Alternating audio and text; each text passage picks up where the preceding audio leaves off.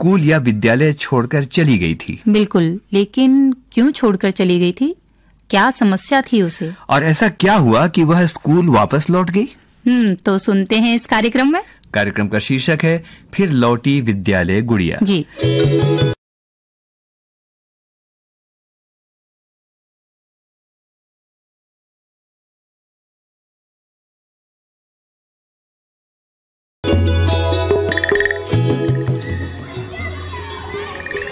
नमस्ते, मेरा नाम सविता है। अभी कुछ महीने पहले ही मैंने इस विद्यालय की प्रधान अध्यापिका का कार्य संभाला था। स्कूल व्यवस्था में यूं तो सब कुछ ठीक ही था, लेकिन एक जरूरी बात की ओर अभी तक किसी का भी ध्यान नहीं गया था।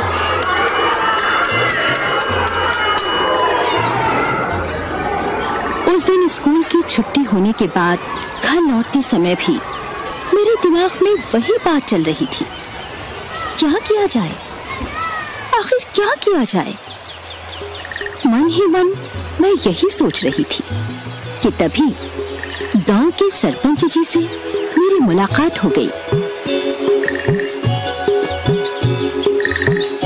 नमस्ते सरपंच जी। अरे भाई नमस्ते नमस्ते। और बताइए मैडम जी, सब कुशल मंगल तो है ना? जी सरपंच जी, सब कुछ बढ़िया है। ये तो बड़ा ही अच्छा संयोग हुआ कि आज आपसे मिलना हो गया। अच्छा, वो कैसे?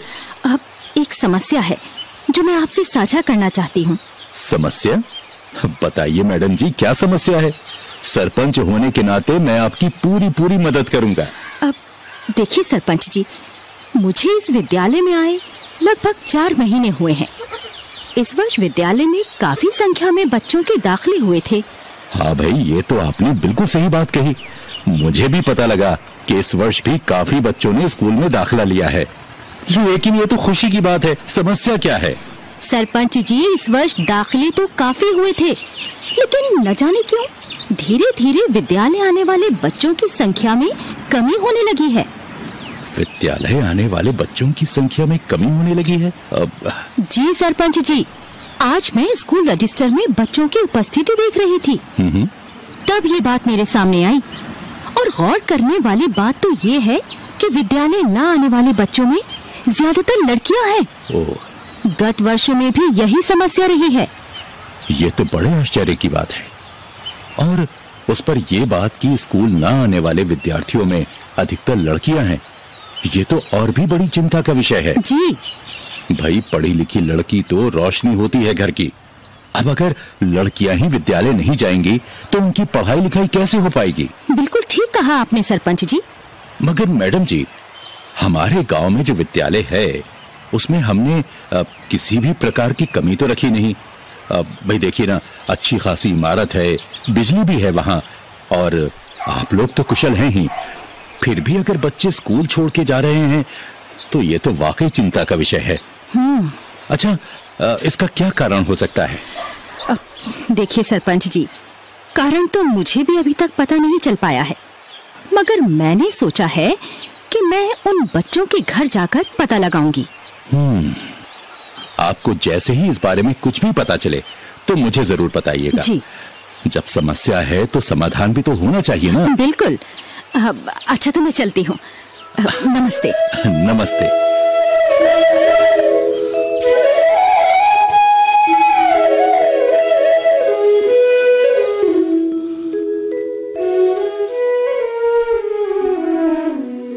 सरपंच जी से मिलने के बाद मैं बच्चों के घर की ओर निकल पड़ी, तो वहीं दूसरी तरफ सरपंच जी के घर में एक अलग ही किस्सा हुआ।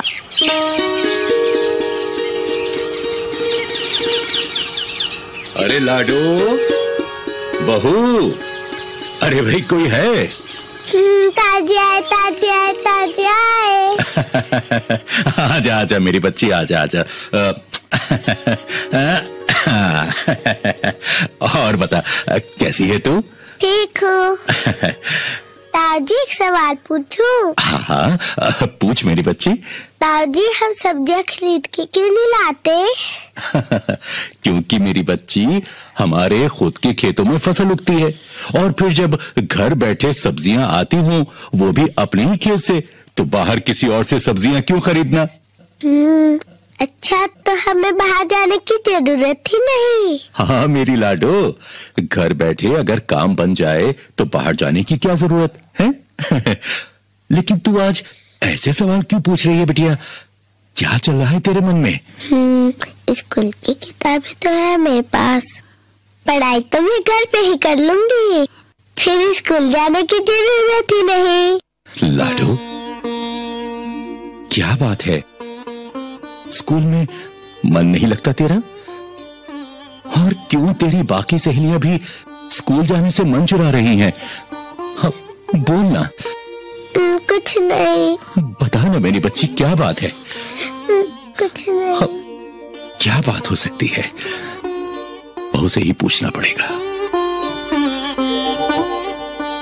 लाडो मासूम सी, शर्माई हुई सी, जब अपने ताऊ यानी सरपंच जी के आगे कुछ न बोल सकी तो उन्होंने लाडो की माँ यानी अपनी बहू से जानना चाहा, और जो जवाब मिला उसके बारे में किसी ने सोचा भी नहीं था।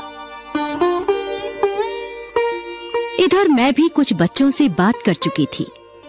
बच्चे क्यों स्कूल जाने में आनाकानी कर रहे थे, क्यों मन चुरा रहे थे, इसका कारण मुझे पता चल गया था। आश्चर्य इस बात का था कि किसी का भी ध्यान इस ओर क्यों नहीं गया। मैं बिना समय गंवाए सरपंच जी से जाकर मिली और उन्हें सारी बात बताई, मगर सरपंच जी को वो कारण पहले से ही मालूम था। सरपंच जी ने बात को गंभीरता से लिया और अगली ही सुबह गांव के सभी लोगों को परिवार सहित पंचायत सभा में बुलाया। सभी लोग ठीक वक्त पर बैठक में पहुंच गए। इसलिए बुलाया है। अरे भैया जरा बैठ जा। अरे राम राम सरपंच जी। राम राम सरपंच जी। भाई सभी लोगों को मेरी राम राम। आज ये पंचायत हमने एक बहुत जरूरी वजह से बुलाई है। क्या बात है? जैसा कि आप सब देख ही रहे हैं, आज मेरे साथ सविता मैडम भी हैं। तो बात यह है दोस्तों कि कल जब मैं मैडम से मिला तो पता लगा कि सत्र के शुरुआत में बहुत से बच्चे बच्चियों ने विद्यालय में दाखिला लिया था, मगर ज्यादा दिन तक वो बच्चे विद्यालय गए नहीं। मतलब यह है कि जाना ही छोड़ दिया। अरे मैं और बच्चों की बात क्यों करूं, कल मेरी खुद की भतीजी ने स्कूल जाने से मना कर दिया।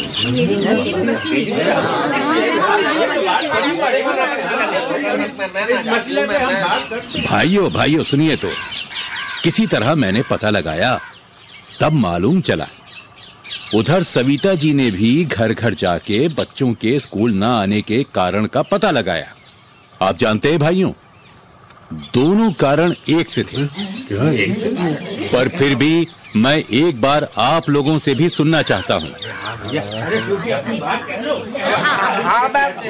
मैं कह रहा हूँ सरपंच जी, अब विद्यालय में बच्चियों के लिए शौच जाने की सुविधा ना है। हाँ सरपंच जी, एक शौचालय तो है लड़कों के लिए, लेकिन उसमें छत ना है। हाँ? अरे सरपंच जी, शौच के लिए मजबूरी में लड़कियों को भी उसी का प्रयोग करना पड़ता है। और क्या, अब ऐसे में बच्चियाँ कैसे विद्यालय बताइए सरपंच, बताइए कैसे जाए सरपंच जी? घर में ही बैठेगी ना सबके सब। चलो हम तो घर में रखें।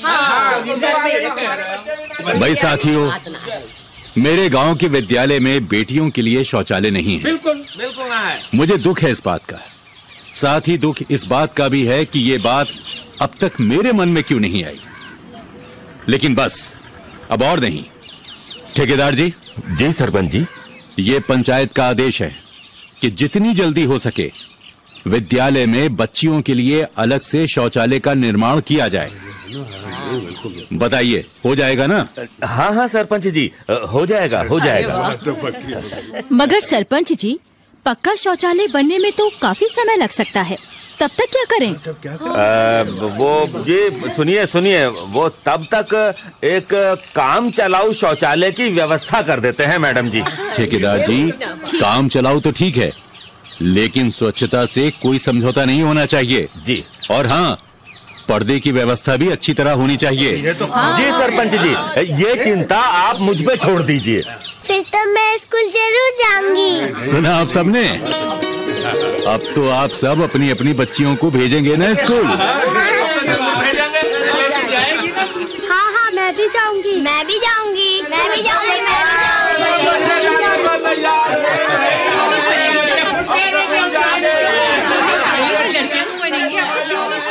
शाबाश, शाबाश।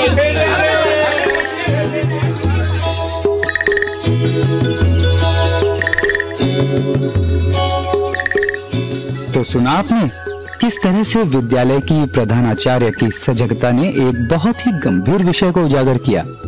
साथ ही गांव के सरपंच ने भी बड़ी जिम्मेदारी से अपना फर्ज निभाया। गांव वालों ने भी आखिरकार चुप्पी तोड़ी और एक बार फिर लौटी विद्यालय गुड़िया।